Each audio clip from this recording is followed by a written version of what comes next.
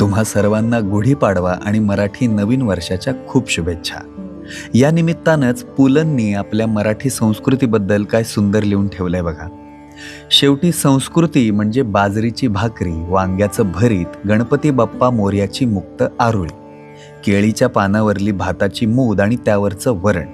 उघड्या पायांनी तुडवलेला पंचगंगेचा काठ, मारुतीच्या देवळात एका दमात फोडलेल्या नारळातले उडालेले पाणी,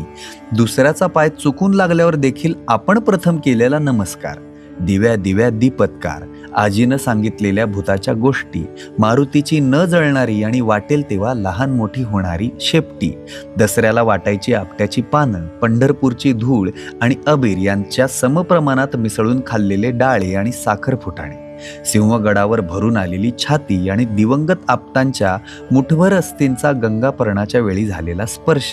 कुंभाराच्या चाकावर फिरणाऱ्या गोळ्याला त्यानं पाण्यानं भिजवलेले नाजूक हात लावून घाटदार मडके घडावे, तसा या अदृश्य पण भावनेनं भिजलेल्या हातांनी हा पिंड घडत असतो. मग कुणाला देशी मडक्याचा आकार येतो तर कुणाला विदेशी कपबशीचा.